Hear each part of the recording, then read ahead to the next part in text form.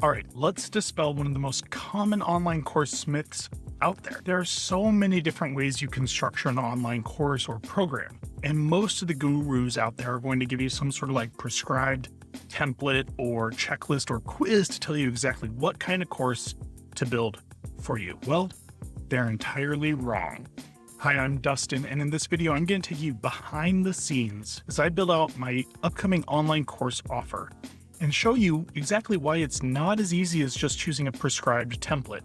And along the way, I'll give you some guidance on how to choose the right kind of course for you and your student. And before we get going, if you missed part 1 of this behind the scenes series, make sure to go and watch that, because everything that I'm going to do in this video, the decisions I make and the reason I am structuring my course the way that I am, is because of the planning and the purpose planning that I did over in part 1 of this video. So I'll link it in the card up above or down in the description below. Go check that out before watching this video. So in that last video, as a quick reminder, what I did is I flushed out the purpose of this course, this offer that I'm going to create. And I flushed out things like why I'm going to do this, why this particular thing, who's it going to be for, what's in it for them, what's in it for me. And I went through and I actually did a bunch of other type of kind of thought processes that help me just get an idea of what this thing's going to look like for myself and other people to really determine if it's something that I want to go forward with. And then I decided if it's a worthy goal down here. So I did all that in the last one. I decided it's worth pursuing. It's going to work for me, right? And so one of the things that I decided was really that I want this to be a program that works as a family life approved course building program that works for me and works for my students, the course creators who are going to enroll in this program. And so as we go through this, what we are going to see here links back to that. So I have the program name. It might change, but I'm kind of sticking with the course lab. I like the idea of the lab and experimenting with it and kind of doing different challenges and stuff like that. But the main value of this is you're going to be able to build, launch, and refine a standout course at your pace with all the instruction and personal support you need for an entire year. And alongside that, accountability, inspiration, and connection with other like-minded course creators. And now I'm going to do kind of some unique things. I'm going to do some membership tiers. I wasn't sure if I want to do self-study, and I might still remove that, but self-study would just basically be you get the instructional materials and maybe access to recordings of some of our live sessions that you'll see down below. So I'm playing with this idea of a self-study. Then there's going to be a regular full access type. This is like going to be the core program of what I'm envisioning. And then I'm going to include some sort of premier access, something that kind of incentivizes people or who want to take it a little bit further or to the next level. And we'll kind of talk through what those are going to be. The reason I did these different tiers is really listening to Nathan Barry, the founder of ConvertKit, talk about the importance of having different pricing tiers for people who want to get different things out of your core program. And so the self-study, he actually says, isn't for people necessarily looking to save money, because the idea with self-study is there are people out there who, if they can get one thing that saves or improves their course, like saves them an hour every time they do their course, or 2 hours or 3 hours, or improves their course and the course experiences, or gets one more customer through the door and at the end of the course, the cost of it is entirely worth it. And so they want to be able to go through it fast. And so that's how I'm going to, if I do this, I'm going to position it as something for people who really just want to burn through the material, take what they need out of it and apply it, and aren't looking for the other support. But it's really not kind of the purpose of this program. So I'm like I said, I'm not 100% sure on that. Then I'm going to do a really interesting thing with pricing tiers within each tier. And this is because as this gets bigger, I want to be able to pour more into it and serve the students who are enrolling in it better. And so this is going to help with that. And it's also going to really encourage and reward people who have been here with me since the beginning and been longtime supporters and are some of the first people to go through this, and reward them for jumping in early while it's being built. So what is this going to be? I like to call this like my content and my rhythm. I really like the idea of a course rhythm. And it's this idea of like, what is the kind of that expected pacing that we're going to see in this course? So ideally, what I'm going to have is a course creation roadmap or a guide where someone coming in can work through it. If you want to like step by step going from idea to iteration, here's your steps. And as the content library develops and grows in this program, it's going to give people a place to navigate through that. And remember, this is going to be a program that it's not a course where it's only instructional material and maybe some Q&As, but it's also not group coaching, and it's not a community, but it has aspects of all of that. So I'm calling this like a hybrid program, or I'm just calling it a program, right? And so for the instructional piece of it, we want some logical steps that if someone really wants to dive through and go through them, it's there. The content, the way the content and lessons are going to work is I'm going to have some suggested materials and topics that I really want to make sure get in there. But each month, I'm going to deliver 2 pieces of content or lessons, 2 pieces of instructional material. One is going to be my choice because as the expert, I really know where we are going. But what I can do is I could see, all right, the number of people that I have in here really could use this. This is the question that I'm getting a lot. So I am going to build this thing for them. So one's going to be my choice and the other is going to be a member's vote. So in the last video, I mentioned the members are going to have a say in what this program looks like. And this is exactly one of the ways. So they get to vote on what they want to learn every month. And as you can see, I'm kind of going large to small in terms of these like rhythms and contents. The reason I'm only going to do one of these a month, or 2 of these a month, excuse me, that ends up being 24 lessons over the course of the year, which is a pretty in-depth thing. And by the end of that, or even by like 6 months through, I want to have a really kind of concrete like course map so someone could come in and work through that. But one of the things I learned in 2021 is that with my son Bowden, who has complex medical needs, I can't say like I'm going to deliver a lesson at this time at this date every time. And so I wanted some flexibility with that. So if my goal is to deliver 2 lessons in a month, I can do that, right? I'm not committing to a specific time, but it's going to be 2 lessons a month. And if something goes wrong and I'm needing to like step up my dad duties, I could kind of phase off of this in terms of the pre-recorded, pre-built content and push it out a week later sort of thing, or even maybe do 3 the next month, right? It's going to allow me a lot of flexibility with that because they're still going to get a lot of value, as you're going to see. I might do a monthly challenge based on those lessons. So I really want people to take action. And I like the idea of taking something from one of these lessons and challenging everyone to apply it to their course and their content.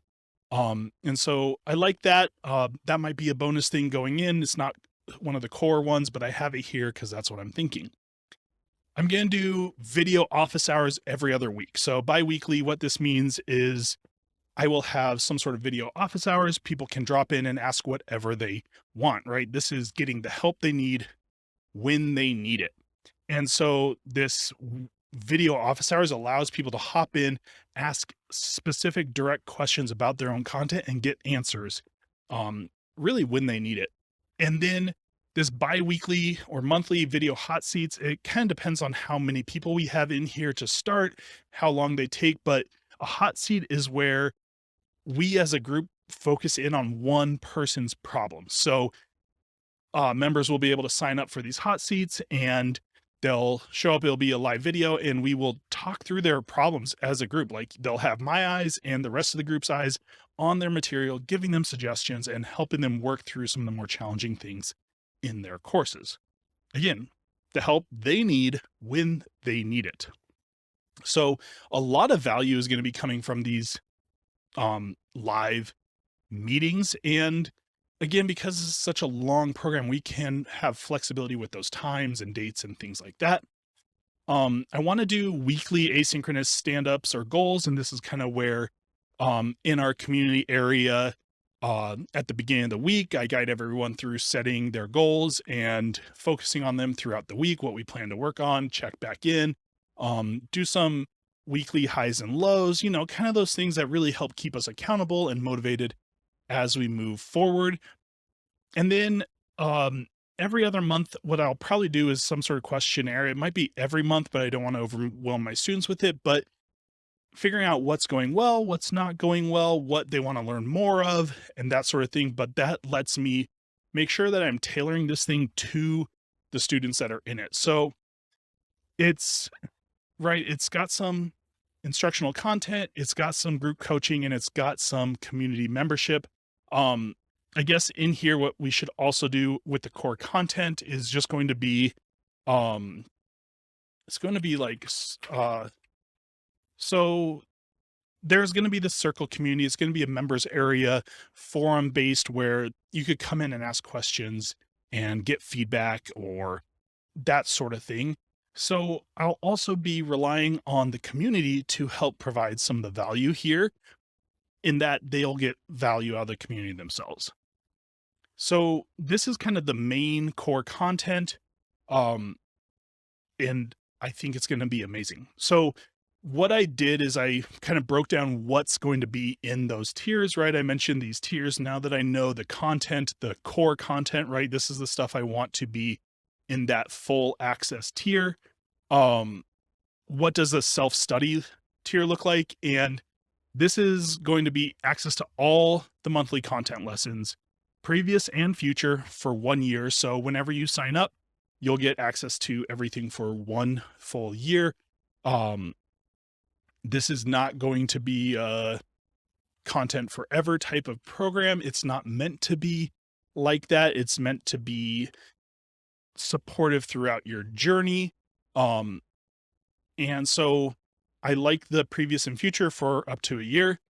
And like I said, I'll probably do all recordings. So the recordings of these office hours and hot seats will be up in the content area.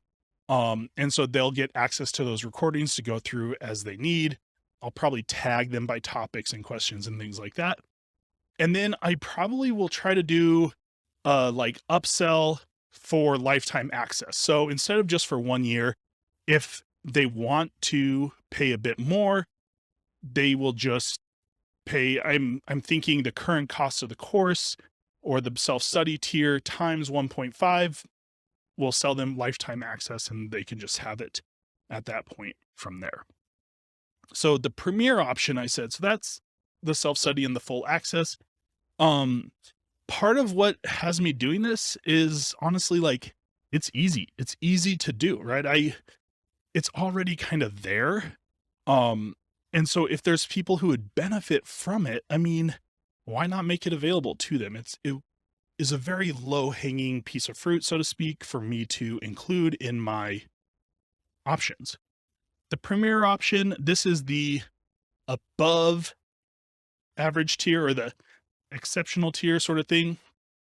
And the idea with this one is, I'm definitely going to do lifetime access to course content and all future content updates and additions. So if you do this, you come in, you get lifetime access to the course materials, updates, and additions, free enrollment for a second year, if desired. So if at the end of the first year you want to re-enroll, you can choose to re-enroll.